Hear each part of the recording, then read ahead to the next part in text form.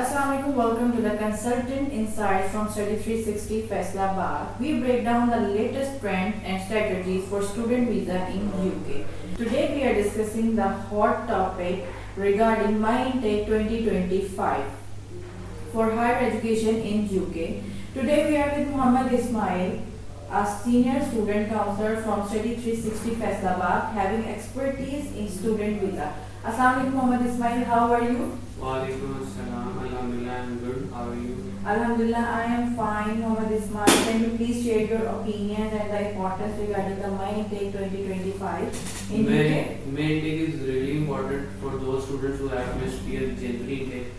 ये मई 2025 इंटेक सिर्फ उन स्टूडेंट्स के लिए ही इम्पोर्टेंट नहीं है जिन्होंने अपनी जनवरी इंटेक को मिस कर दिया है, बल्कि ये उन स्टूडेंट्स के लिए भी इम्पोर्टेंट है जिनकी डिग्रीज जनवरी या फरवरी के माह में कंप्लीट होगी.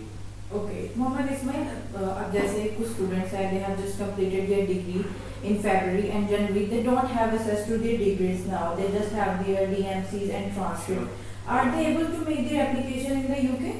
बिल्कुल आपको एप्लीकेशन के लिए ना ही आपकी 8th सेमेस्टर के रिजल्ट की ज़रूरत नहीं है, ना ही आपको इंग्लिश टेस्ट की ज़रूरत है और ना ही आपको डिग्री की ज़रूरत है.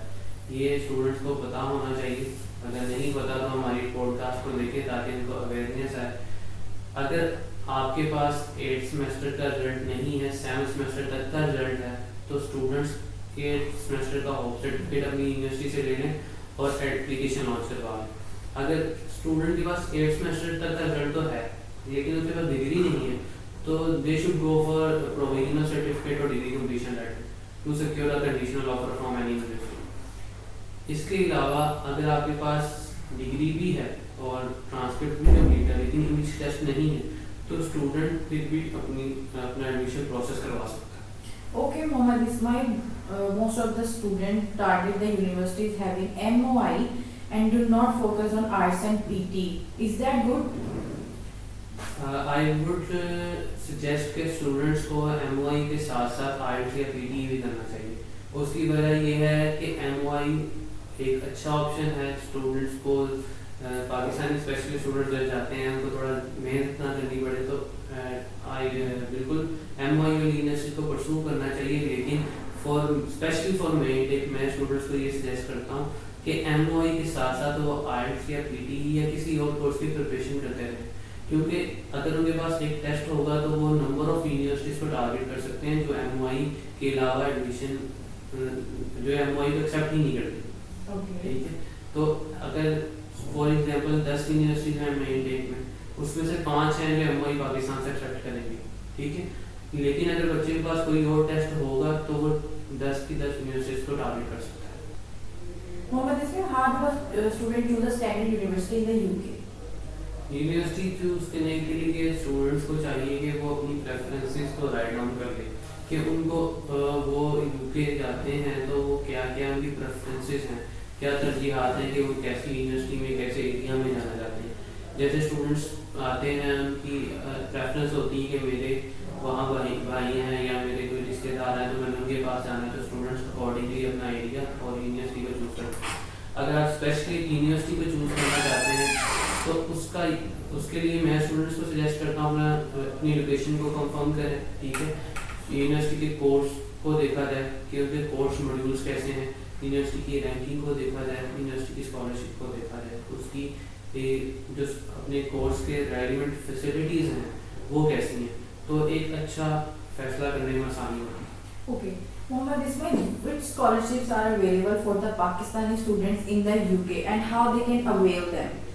Study 360 has a number of scholarship for Pakistani students. ठीक है, अगर किसी का लोअर CGPA भी है तो हम भी उसको एक सिग्निफिकेंट अमाउंट ऑफ स्कॉलरशिप लेकर देंगे. अगर वैसे बात की जाए for main tech universities has announced about more than £10,000 scholarship. That is really very wonderful for all the students they are seeking to go for the UK in 2025 May intake. And what about the student having low IELTS PT? हमारे पास हर university का हाल है.